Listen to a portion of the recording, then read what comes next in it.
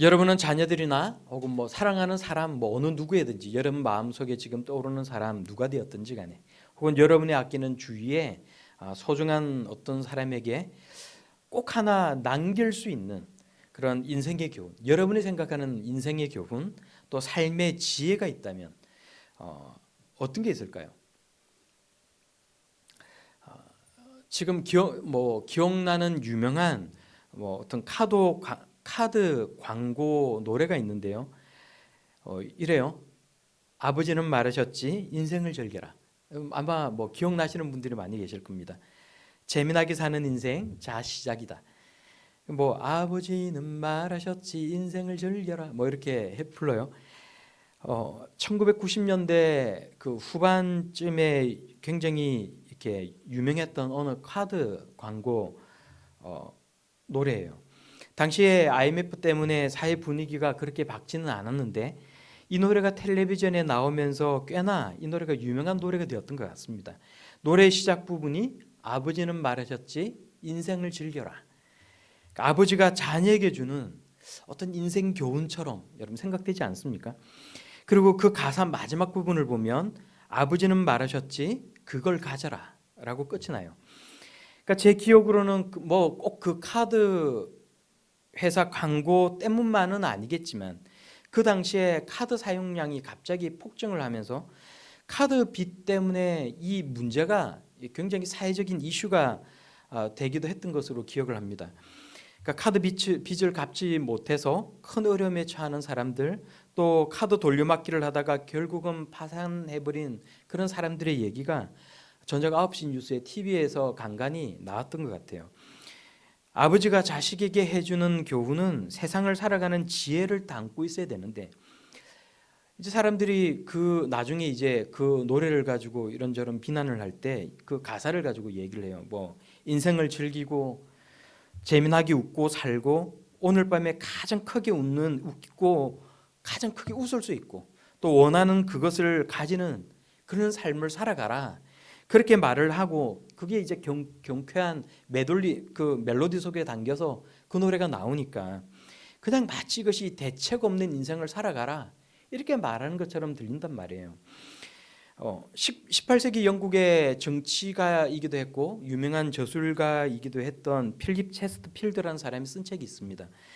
원 제목은 아들에게 보내는 편지인데 이게 이제 우리나라로 번역될 때 이 번역된 제목이 굉장히 정말로 이걸 참 잘 제목을 참 잘 달았어요. 아들아, 너는 이렇게 살아라. 제가 이 책을 읽은 지가 꽤 오래돼서 지금은 그 내용이 잘 이렇게 기억이 뭐 나는 게 없어요. 근데 이제 기억나는 게 두 가지가 있는데 하나는 이 필립 체스터 필드의 아들이 그 유명했던 그 당시에 18세기에 영국에서 굉장히 유명한 사람이었다고 해요. 근데 그 유명하고 똑똑한 아버지 밑에서 자란 그래서 그 아들을 위해서 이렇게 이제 편지를 보내고 이게 책으로 나오기도 했는데 그 아들은 어떻게 되었을까? 근데 이제 뭐 거기에 옆에 이렇게 적어 놓기를 그 아들이 어떻게 살았는지 지금 아무도 알지 못한다. 뭐 이런 글이 있어요. 뭐 그걸 굳이 알 필요는 없겠지만 그래서 뭐 그게 기억이 나고 또 하나는 책 앞부분을 처음에 읽으면서 제가 가졌던 생각이 정말로 아버지가 따뜻한 마음으로 사랑하는 자신의 아들을 위해서 이거를 썼구나라는 그런 느낌을 받았거든요. 그러니까 이 두 가지는 제가 확실히 기억이 나는 것 같아요. 아들아 너는 이렇게 살아라. 부모님이 자식에게 글을 쓸 때 보통은 뭐 이름을 쓰잖아요. 이름으로 이렇게 부르잖아요. 근데 아들이라고 쓰는 이유는 아마도 제가 생각할 때는 가족이라는 어떤 특별한 그 관계가 가지고 있는 의미 또 그리고 특별한 애정을 강조하기 위한 어떤 그런 심리적인 이유가 그 속에 숨어 있는 것이 아닌가라는 생각을 합니다. 그러니까 한국에서는 뭐 서양에서는 모르겠지만 한국에서는 자식은 부모님을 부를 때 아버지, 어머니라고 불러요. 아버지나 어머니 이름을 부르진 않아요. 제 아버지 이름이 김순범 이렇게. 근데 제가 이렇게 이름을 부르지 않는단 말이에요. 그냥 아버지, 어머니라고 부르죠. 근데 부모님이 자식을 부를 때는 상민아 이렇게 이름을 불러요.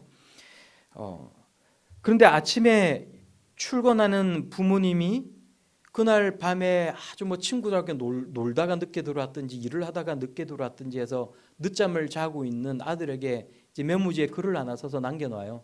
근데 그 글에다가 아들 어제 늦게 들어와서도 밥은 꼭 챙겨 먹고 나가 이렇게 썼다고 생각을 해봐요.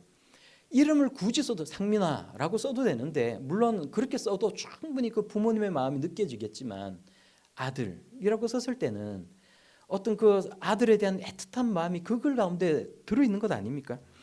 타지에 사는 딸에게 전화를 걸어서 우리 딸 밥 잘 먹고 있지? 라고 말을 하면 누구야? 라고 불러도 돼요. 근데 굳이 그걸 우리 딸이라고 표현을 하는 것은 내가 네 엄마고 네가 내 딸이라는 어떤 특별한 관계, 그런 어떤 애정, 사랑 그런 게 담겨 있는 거잖아요. 그러니까 굳이 우리 아들, 우리 딸이라고 부르는 것은 그런 애정의 마음을 표현하는 것 아닙니까? 아들아 너는 이렇게 살아라. 이 말과 글과 이 책 속에 담겨 있는 것은 세상을 먼저 살아온 아버지가 애정의 마음을 듬뿍 담아서 아들에게 들려주고 싶은 그 어떤 삶의 지혜가 있는 것, 여러분 그런 거 아니겠습니까? 오늘 성경 본문 말씀도 그렇다는 거예요. 내 아들아 너는 이렇게 하여라. 세상을 살 때 꼭 필요한 지혜를 우리에게 들려주고 있단 말이에요. 잠언을 쓴 사람은 우리가 오늘 성경 부분 앞부분을 읽어봐도 오늘 잠언을 앞부분을 읽어봐도 잘 알 수 있겠지만 솔로몬이 이 잠언을 썼고 그 외에도 솔로몬 외에도 몇몇 사람들이 또 이 잠언을 썼어요. 이게 여러 사람이 쓴 게 합쳐져 있어요. 솔로몬이나 혹은 뭐 잠언을 쓴 이런 어떤 기록자가 어떤 마음으로 세상을 바라보고 또 어떤 심정으로 세상을 살아가는 지혜를 가지고 그걸 이렇게 글로 썼을까? 우리가 먼저 이런 부분에 대해서 먼저 생각을 해보기 시작하면 좋을 것 같아요. 먼저 떠오르는 건 솔로몬이 꼭 자기 자식을 위해서만 이 글을 쓴 건 아니지 않을까라는 생각이에요. 제 생각은. 여러분 그렇지 않을까요? 그러니까 뭐 당연하지 이렇게 생각하시는 분도 계시겠지만 이 필립 체스터필더도 꼭 자기 자식뿐만이 아니라 더 많은 사람들이 자신의 글을 읽기를 바라는 마음, 세상에 있는 더 많은 아들들, 어느 누군가의 아들들을 위해서 그 글을 자신의 쓴 글들을 편지를 모아서 그 책을 출간했을 거란 말이에요. 아마 잠언을 쓴 이 솔로몬도 그리고 다른 사람들도 같은 마음이었을 겁니다. 아버지의 마음, 부모님의 마음으로 세상의 수많은 아들, 딸들에게 들려주고 싶은 소중한 얘기를 담아서 이것을 썼을 거란 말이에요.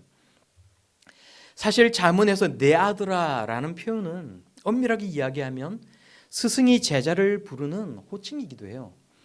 그러니까 스승이 제자들에게 소중한 지혜, 어떤 깊이 있는 깨달음, 그런 어떤 가르침을 이렇게 전수해 주면서 내 아들아라고 불렀던 게 그 과거에 어떤 그 당시 그 시대에 그냥 이루어지던 어떤 그런 통습 같은 그런 거였단 말입니다. 그런데 그러면 이것을 받아들이는 사람에 따라서는 이렇게만 생각하면 이것을 받아들이는 사람에 따라서는 이 내 아들아라는 이 표현이 친밀감과 애정을 담은 말이 아니라 어떤 권위적인 표현처럼 느껴질 수도 있을 것 같아요. 제 생각에는 나는 선각자고 스승이고 너는 학생이고 너는 제자야. 나는 너한테 아버지, 그러니까 나는 너한테 아버지 같은 존재지. 너는 나한테 의존해야만, 나한테 뭔가 부족하고 그래서 뭔가 나한테 배움을 받아야만 되는 그런 아들과 같은 그런 존재야. 이런 생각을 말하는 사람도 가질 수가 있고 이걸 듣는 사람도 가질 수 있단 말이에요. 그런데 적어도 우리는 이 잠언에 성경을 읽으면서 내 아들아라는 이 표현을 우리는 이렇게 받아들였으면 좋을 것 같아요. 솔로몬이 자신의 아들과 세상에 무수히 많은 자녀들을 향해서 부르는 이 말은 정말로 특별한 관계와 특별한 애정과 특별한 친밀감을 가지고 부르는 표현이다라는 거예요. 왜냐하면 이 내 아들아라는 이 말은 단지 과거에 살았던 솔로몬이라는 한 사람이 인간적인 감정과 생각을 가지고 쓰고 그냥 표현한 말이 아니라 하나님 아버지께서 솔로몬과 그 외에 이 성경을 잠언을 기록한 이 사람들을 통해서 하나님의 마음과 하나님 말씀을 들려주고 있기 때문에 그런 거예요. 솔로몬이 내 아들아라고 했으면 사람에 따라서는 내가 왜 당신의 아들이야 라고 이야기할 수 있어요. 몇천 년 전에 살았고 또 말년에는 정말 이 솔로몬의 엉망으로 살지 않았습니까? 그런데 그렇게 살았던 당신이 뭐 그리 잘났다고 우리를 향해서 내 아들 내 아들 아들 아들 그렇게 부르고 있어. 그렇게 충분히 생각할 수도 있어요. 그렇지만 솔로몬과 선지자들과 성령의 영감을 받은 사람들을 통해서 성경을 기록하게 하신 우리 하나님 아버지께서 그 사람을 통해 하나님의 말씀을 들려주고 있는 것이라면 얘기가 달라지는 거예요. 오늘 보면 말씀 3장 1절을 우리가 같이 다시 한번 읽어보도록 하겠습니다. 시작. 내 아들아 나의 법을 잊어버리지 말고 내 마음을 나의 명령을 지키라. 내 마음으로 나의 명령을 지키라. 지금 뭐라고 이야기하고 있어요? 내 아들아 나의 법을 잊어버리지 말고 내 마음으로 나의 명령을 지키라. 여기서 말하는 나의 법, 나의 명령이 뭘 의미하는 걸까요? 솔로몬이 만든 고대 왕국의 어떤 국법? 솔로몬이 나라를 통치하면서 내린 어떤 명령? 이런 것들이 아닙니다. 여기서 말하는 나의 법이라는 것은 히브리어로 보면 토라라고요. 여러분 토라 그러면 토라가 뭐예요? 율법이에요. 모세를 통해서 하나님께 주신 율법을 말하는 거예요. 또 여기서 나의 명령이라는 말은 하나님께서 모세를 통해 주신 계명들을 말하고 있는 거거든요. 결국 잠언을 통해서 말씀하시는 분은 누구예요? 하나님이신 거예요. 성경은 하나님의 말씀을 담고 있는 것입니다. 그러므로 내 아들아라는 이 말은 하나님께서 지금 이 성경 본문 말씀을 읽고 함께 이 말씀을 나누는 우리에게 하시는 하나님의 말씀이라는 거예요. 우리에게 하나님의 어떤 특별한 사랑과 애정과 친밀감을 가지고 하나님께서 하나님 아버지와 자녀의 특별한 관계를 강조하시면서 우리에게 들려주고 있는 말씀이라는 거예요. 우리가 이런 하나님의 마음을 생각하면서 오늘 이 본문 말씀을 생각하면 좋겠습니다. 애틋한 그 하나님의 마음으로 하나님이 우리를 부르시고 계신다라는 것을 생각하면서 우리가 이 말씀을 계속 나눠볼 수 있으면 좋을 것 같아요. 내 아들아 내 딸아 그리고 너희는 이렇게 살아라. 하나님 말씀하시는 거예요. 6절 말씀을 우리가 다시 한번 함께 읽어보도록 하겠습니다. 6절이에요. 시작. 너는 범사의 그를 인정하라. 그리하면 내 길을 지도하시리라. 아멘. 내 아들아 너는 내가 하는 모든 일, 네가 만나는 모든 사건, 모든 사람들, 네가 겪는 모든 일들 가운데서 하나님을 인정하라. 그래야만 네 길을 인도하시리라. 오늘 성경 본문 말씀이 이걸 이야기하는 거예요. 여러분 지난 한 주 동안 여러분들이 만난 사람들, 그 사람들과 나눈 대화들 속에서 하나님을 의식하고 여러분들은 하나님을 생각하셨습니까? 어제, 엊그제 겪은 일들, 요 근래 여러분이 경험하고 있는 사건들, 텔레비전 뉴스에서 나오는 이 모든 것들을 하나님과 연관지어서 생각해 보셨어요? 하나님은 교회에서만 생각하고 기도할 때만 부르고 성경 속에서만 나오는 이름으로 생각하면 안 됩니다. 다급한 일이 있을 때만 떠올릴 수 있는 이름, 평소에는 교회나 성경책 속에 고이 모셔둘 수 있는 그분이 하나님이 아니라는 거예요. 성경이 하나님 말씀이 우리에게 세상을 살며 우리에게 기억하고 있으라고 말씀합니다. 너는 범사의 그를 인정하라. 그리하면 내 길을 지도하시리라. 네 아들아 너는 범사의 하나님을 인정하라. 그리하면 하나님께서 내 인생을 인도하여 주시리라 말씀하고 있는 거예요. 내 길을 지도하시리라라는 말에 이 말은 원어로 보면 내 길을 곧게 만드시리라라는 의미를 가지고 있어요. 그러니까 내 길을 곧게 만드시리라. 근데 여러분 생각해봐요. 곧게 펴다라는 말의 반대말은 뭐예요? 구부리다는 말 아니에요? 그러니까 그 말은 우리 인생이 구부러져 있다는 거예요. 우리가 살아가는 길이 구부러져 있다는 것은 우리가 하는 일에 어려움을 겪고 고난을 만나고 힘든 사람을 만나서 고통을 겪고 마음고생을 하고 건강이 악화되거나 어떤 근심 많은 삶을 살아가는 것, 그것을 표현하고 있는 것입니다. 그런데 범사의 하나님을 인정하면 하나님께서 그 고난과 고생과 역경과 근심의 길을 쫙 펴주신다고 말씀하고 있는 거예요. 공동번역 성경으로 이 부분을 찾아보면 이렇게 표현을 해요. 그가 내 앞길을 곧바로 열어주시리라. 고생길, 근심과 걱정의 길, 역경의 길을 하나님께서 쫙 펴셔서 평안과 해방의 길을 여시고 그 길로 이끌어 주신다는 의미를 가지고 있다는 거예요. 그리고 범사의 하나님을 인정하는 것, 그것은 좀 더 구체적으로 말을 하면 어떤 것입니까? 인정하다라는 말을 히브리어로 찾아보면, 히브리어를 해서 죄송한데 야다라는 단어가 쓰이고 있어요. 이 야다라는 단어의 기본적인 의미는 알다라는 뜻을 가지고 있습니다. 그런데 이 알다라는 이 단어는요, 이 야다라는 말이 가진 알다라는 의미는 우리가 피상적으로 뭘 아는 것, 소문을 들어서 막연하게 아는 것, 이런 것하고는 거리가 먼 거예요. 그러니까 여기서 이 알다라는 말은 뭔가를 대충 아는 것이 아니라 친밀한 관계 속에서 깊이 아는 것, 혹은 그것에 대해서 아주 내가 뭔가를 정통해 있는 것, 그것을 전제로 하고 있는 말씀이란 거예요. 그러니까 너는 범사에 그를 인정하라 라는 말씀은 너는 범사에 하나님을 깊이 알라라는 의미를 가집니다. 호세아서 6장 4절의 말씀을 보면 우리에게 이렇게 말씀하세요. 내 백성이 지식이 없어 망하는도다.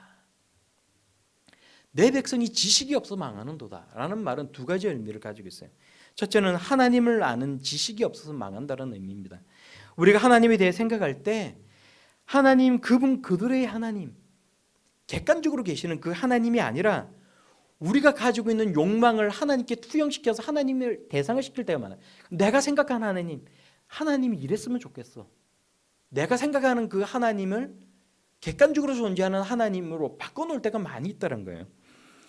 요즘 많이 사람들이 이야기하는 하나님, 예수님에 관한 이야기를 들어보거나 혹은 뭐 이렇게 이제 인터넷에서 보게 되는 어떤 만화 속에 나오는, 그림 속에 나오는 그 하나님을 보면 이해할 수 없는 어떤 표현들이 나오는 걸 볼 수가 있어요.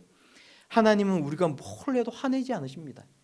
하나님은 우리가 무엇을 해도 다 받아주신다는 거예요. 선을 넘어가는 거예요. 오늘 말씀 11절과 12절 말씀을 여러분 보십시오. 내 아들아, 여호와의 징계를 경히 여기지 말라. 그 꾸지람을 싫어하지 말라. 대저 여호와께서 그 사랑하시는 자를 징계하시기를 마치 아비가 그 기뻐하는 아들을 징계함 같이 하시느니라. 뭐라고 말씀하시는 거예요? 하나님께서 징계하시고 꾸짖으신다는 거예요. 왜 그렇게 하신다는 겁니까? 우리를 정말 아들같이 생각하시기 때문에 우리가 사랑하는 자녀가 있으면 그 자녀가 잘 되라고 꾸짖는 것처럼 하나님께서 그렇게 하신다는 거예요. 우리가 뭘 해도 무슨 말을 해도 하나님은 그냥 그저 사랑한다 사랑한다 말만 반복하시면서 웃고 계시는 분, 우리가 무슨 잘못을 해도 하나님은 그저 사랑한다 사랑한다 앵무새처럼 말씀을 반복하시면서 그냥 혼자 흐느끼고 계시는 분, 그런 분이 아니라는 거예요. 내가 뭘 해도 하나님은 다 받아주시고 내가 무슨 짓을 해도 사랑한다 사랑한다 이 말만 하는 그런 관계는 사랑의 관계가 아니라 비인격적인 관계, 이기적인 관계, 비정상적인 관계라는 겁니다. 예전에 형과 아버지를 죽이려고 마음을 먹고 있던 어긋난 이 성격에 문제가 있는 둘째 아들이 자기 형을 집에서 죽이고 마침 그 시간에 문을 열고 들어오는 그 아버지가 들어오는 것을 보고는 아버지까지 죽이려고 달려든 적이 있어요. 아버지가 놀래서 들어오다 말고 도망을 가니까 그 아들이 도망가는 아버지를 식칼을 들고 쫓아가면서 뭐라고 얘기를 하냐면, 아니 자기 자식이 죽었는데 그걸 나 몰라라고 도망가는 아버지가 어딨냐고 그랬다는 거예요. 인터넷 그 실제로 있었던 사건이 기사화된 건데 제가 그걸 보면서 너무 황당한 마음을 가졌던 기억이 나요.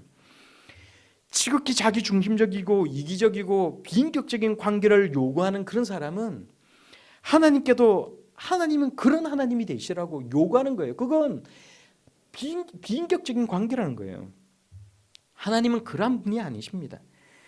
아버지가 사랑하는 어린 자식을 위해서 꾸짖는 것이 어떤 감정풀이를 핑계대면서 하는 것이 아닌 것처럼 정말 하나님 아버지도 우리가 어떤 잘못을 했을 때 우리를 꾸짖으시고 징계하신다라는 거예요.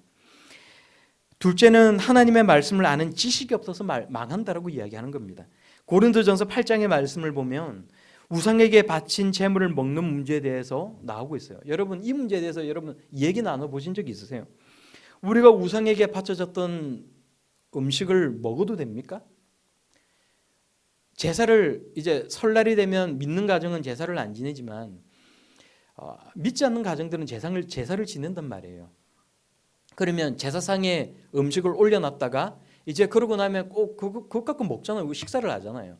저희 이제 큰아버지 집이 이제 제사를 지내고 불교를 믿는데, 어릴 때 큰아버지 집에 가면 꼭 제사 드리고 나면 이렇게 이제 그걸 음식을 우리가 나눠 먹었단 말이에요.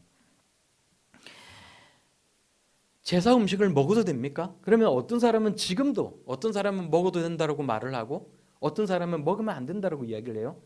그런데 성경을 보면 고린도전서 8장 4절에 이 문제에 대해서 얘기를 하고 있어요.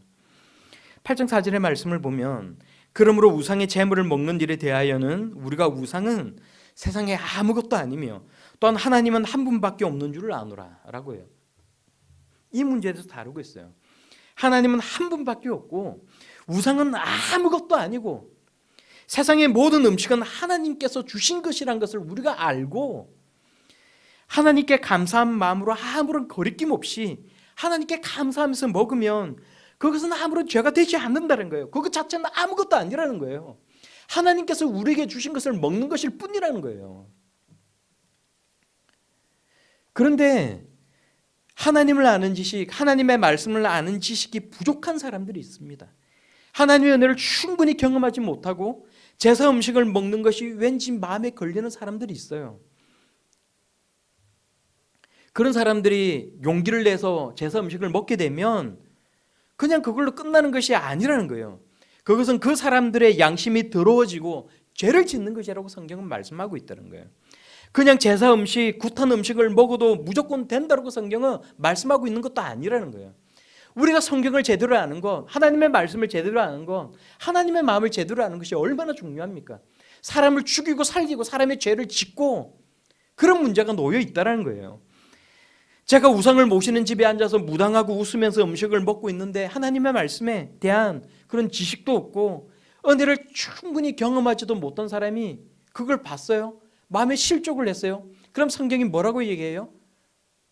아무 문제가 없어가 아니라 너는 아무 문제가 없었을지는 모르겠지만 그것을 본 사람은 마음에 실족을 하게 되고 양심이 상하게 되기 때문에 네가 그 사람을 실족하게 만드는 것이야, 죄를 짓는 것이야 라고 이야기를 해요. 그러니까 한마디로 단순하게 이야기할 수 있는 게 아니란 말이에요. 그러니까 성경을 아는 것, 하나님의 말씀을 아는 것은 정말로 중요한 것입니다. 하나님의 말씀을 아는 것은 우리 삶에 꼭 필요한 거예요.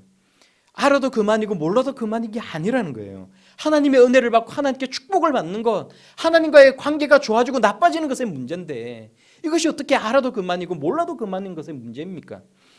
범세 하나님을 알아야 우리 앞길을 열어주시는 하나님의 은혜와 역사를 경험할 수 있을 줄로 믿습니다. 때로는 새롭게 뭘 배우는 게 귀찮을 수 있어요. 하기 싫을 수가 있습니다. 그만두고 싶을 때가 있어요. 무언가를 새롭게 익히고 알아간다는 것은 그렇지만 내가 지금 살아있다는 거예요. 건강하게 살아가고 있다는 거예요. 당장 죽을 거면 무언가 새로 배울 필요가 뭐가 있겠습니까?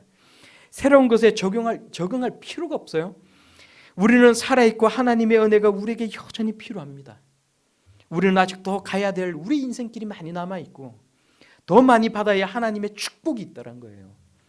우리 모두 하나님을 알고 하나님의 말씀을 알아서 우리 삶의 길을 열어주시고 평안과 번영의 길로 이끌어주시는 은혜를 경험할 수 있는 하나님의 자녀들이 다 될 수 있길 바랍니다. 또 범사의 그를 인정하라라는 말은 하나님이 우리 인생의 주권자가 되시고 지혜의 근본이 되심을 인식하라는 것, 그리고 더 나아가서 무엇보다 그는 하나님을 의식하며 살아가라라는 의미를 가지고 있어요. 여러분, 하나님을 의식하며 살기를 한번 실천해 보셨습니까? 신앙이 좋으신 분들이야 말을 하지 않아도 매 순간 살아갈 때마다 하나님을 의식하겠지만 사실 이게 생각처럼 쉬운 게 아니에요. 그리스도인들이 다 하나님을 의식하며 살지라고 말하시는 분이 계실지도 모르겠지만 그렇지 않습니다. 하나님을 의식하면서 살아가는 게 정말로 불편해요. 힘들고 다급할 때는 하나님께서 도대체 어디 계십니까? 우리가 그렇게 하나님을 향해 외치지만 우리가 죄를 짓고 우리가 어떤 나쁜 짓, 음흉한 짓을 할 땐 하나님께서 지금 나하고 멀리 떨어져서 계셨으면 좋겠다. 그런 생각 가지는 게 우리의 마음이라는 거예요.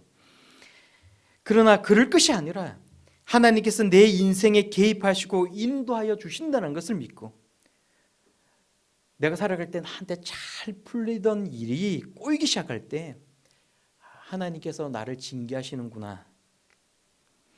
우리 삶 가운데서 하나님의 뜻을 날마다 찾아갈 수 있는 사람, 늘 우리 인생을 하나님과 연관지어 생각해 볼 수 있는 그런 하나님의 사람들이 다 될 수 있기를 바랍니다. 모든 생활 속에서 하나님을 의식하면서 늘 하나님 앞에서 신실함을 가지는 삶을 살아가기 위해 정말로 노력하고 애쓰는 그런 저와 여러분들이 다 될 수 있기를 바랍니다. 범사의 그를 인정하라라는 말은 또 하나님 앞에 겸손하고 하나님을 의지하는 삶을 살아가라라는 의미를 가지고 있어요.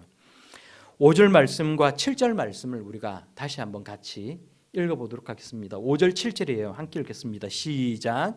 너는 마음을 다하여 여호와를 신뢰하고 내 명철을 의지하지 말라. 7절. 스스로 지혜롭게 여기지 말지어다. 여호와를 경외함 악을 떠날지어다. 아멘. 특별히 5절에서 내 명철을 의지하지 말라라고 할 때 이 명철이라는 말은 네가 얼마나 똑똑한지 그것을 의지하지 말라라고 생각할 수 있는데 그 말도 맞는 말인데 원어를 우리가 찾아서 사전을 찾아보면 무언가를 이해하는 것, 무언가를 이해할 수 있는 능력을 의미하고 있어요. 그러니까 내가 아는 것, 내가 이해하는 세상, 내가 이해하는 사건, 내가 생각하고 풀이하는 게 전부가 아니라는 거예요. 우리가 인생을 살아갈 때 마치 내가 다 알고 있는 것처럼 내가 다 꿰뚫고 있는 것처럼 살다가 어느 날 갑자기 인생을 추락하는 그런 험한 일 만나지 말고 하나님을 신뢰하고 하나님을 의지하며 살아가라 말씀하고 있다는 거예요. 내가 아니라 하나님이 아십니다. 우리 그렇게 고백할 수 있길 바랍니다. 하나님만이 이 모든 사건의 시종과 원인과 결과와 영향력을 다 알고 계십니다. 우리 그렇게 고백할 수 있길 바랍니다. 하나님의 하나님 되심을 인정하고 내가 가지는 한계와 부족함을 인정하고 겸손한 마음으로 하나님을 의지하며 살아갈 수 있는 저와 여러분들이 다 될 수 있기를 바랍니다. 우리 마지막으로 3절 말씀을 다시 한번 읽어보도록 하겠습니다. 3절 4절을 마지막으로 다시 이렇게 한번 읽겠습니다. 시작. 인자와 진리가 내게서 떠나지 말게 하고 그것을 내 목에 매며 내 마음판에 새기라. 그래야면 내가 하나님과 사람 앞에서 은총과 귀중히 여김을 받으리라. 아멘. 아멘. 여기서 인자와 진리라는 말을 더 정확하게 얘기하면 이렇게 생각해도 되지만 더 정확하게 얘기하면 어떤 자애로움, 자비로움, 어떤 사랑을 가지는 마음, 그리고 진리라는 말은 더 정확하게 얘기하면 어떤 신실함, 확고한 마음, 이런 의미를 가지고 있어요. 그래서 우리한테 이렇게 얘기하는 거예요. 자애로운 마음, 남에게 자비를 베풀어주는 마음, 하나님께서 우리에게 그렇게 하시듯이 또 그리고 하나님을 향한 어떤 신실한 마음을 가지고 살아가라 이렇게 말씀하시는 거예요. 그러면 하나님과 사람 앞에서 은총과 귀중히 여김을 받을 수 있을 것이다라고 말씀하시는 거예요. 사람이 사랑이 많고 신실하면 주위 사람들도 나를 좋게 보고 또 하나님도 그러하시다라고 말씀을 하고 있는 건데 우리가 살아가다 보면 때로는 사람은 우리를 그러함에도 불구하고 오해할 때가 있어요. 나는 내가 정말로 사랑이 많고 나는 정말 저 사람한테 내가 선한 마음으로 대하고 나는 정말 저 사람에 대해서 악감정이 없고 정말 사랑을 가지고 대했는데 나를 오해해요. 그런 일 얼마든지 있을 수 있어요. 사람은 또 좋은 마음을 가지고 내가 누군가를 대할 때 나를 이용해 먹을 수 있어요. 그렇지만 하나님은 그 사람의 마음과 변하지 않는 신실하심을 하나님은 아신다는 거예요. 그리고 그 사람을 귀중히 여기신다는 거예요. 그리고 중요한 것 한 가지가 또 있습니다. 성경이 우리에게 말씀하고 있는 것 또 중요한 것 한 가지가 뭐예요? 인자와 진리가 내게서 떠나지 말게 하고 그것을 내 목에 매여 내 마음판에 새기라. 그리하면이라는 거예요. 중요한 것은 그리하면이라는 단어라는 거예요. 그리하면 은총과 귀중히 여김을 받으리라. 그리고 또 6절에도 마찬가지입니다. 너는 범사의 그를 인정하라. 그리하면 내 길을 인도하시리라.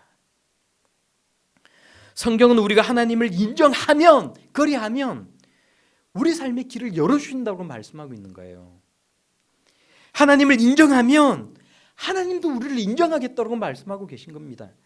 우리가 하나님을 높이면 하나님도 우리를 높여주십니다. 우리가 하나님을 존귀하게 여기면 하나님도 우리를 존귀하게 여겨주시는 거예요. 그것이 범사의 하나님을 인정하면서 살아가는 것이고, 그래서 하나님한테 인정받아서 우리가 복을 받고 은혜를 누리며 살아갈 수 있는 인생의 지혜가 되는 것입니다. 우리 모두 다 하나님을 인정할 수 있길 바랍니다.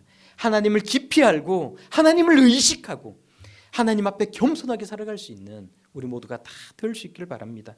지혜와 복의 근원이 되시고 세상과 우리 인생의 주관 되시는 하나님을 인정하고 하나님을 의식하며 살아갈 수 있는 저와 여러분들이 다 될 수 있기를 바랍니다. 여러분, 다시 한번 제가 물어볼게요. 여러분이 만약에 인생 마지막 여러분이 죽는 순간에 여러분의 자녀들에게, 여러분이 정말 소중하게 여기는 사랑하는 사람에게, 여러분이 아끼는 사람에게 여러분이 생각하는 인생의 소중한 교훈, 세상을 바라보는 중요한 세상을 살아가는 지혜, 그것을 한마디 뭐 하나를 남긴다면 여러분 어떤 말을 남길 수 있을 것 같습니까? 사랑하는 아들에게, 사랑하는 아들아 너는 이렇게 살아라, 뭔가를 남긴다면 어떤 말씀을 해주실 수 있을 것 같으세요?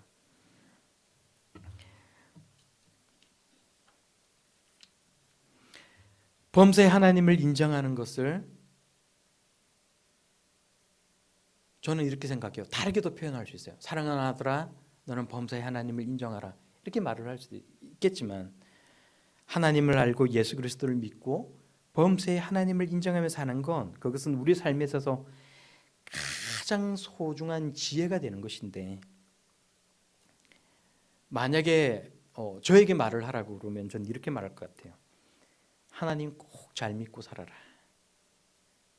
한순간도 하나님과 멀어지지 말아라. 내가 엄마 몰래 비자금을 어디다 숨겨놨는데 네가 생각하는 것보다 그 돈이 참 크단다, 이런 얘기도 때로는 필요할지도 모르겠어요.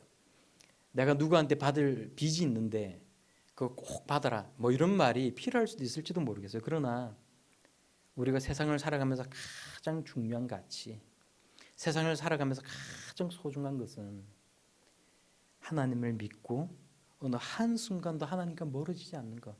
이건 제가 말을 바꾼 거예요. 범세 하나님을 인정하는 것, 그것이라고 저는 생각을 합니다. 사랑하는 성도 여러분, 오늘 이 말씀 우리 마음 한켠에 새기고 하나님과 동행하며 살아갈 수 있는 저와 여러분들이 다 될 수 있길 바랍니다. 범세 하나님을 인정하고 그래서 한순간도 하나님과 멀어지지 않기 위해 노력하며 살아가는 우리 귀하고 복된 인생들 다 될 수 있기를 예수님 이름으로 축원합니다.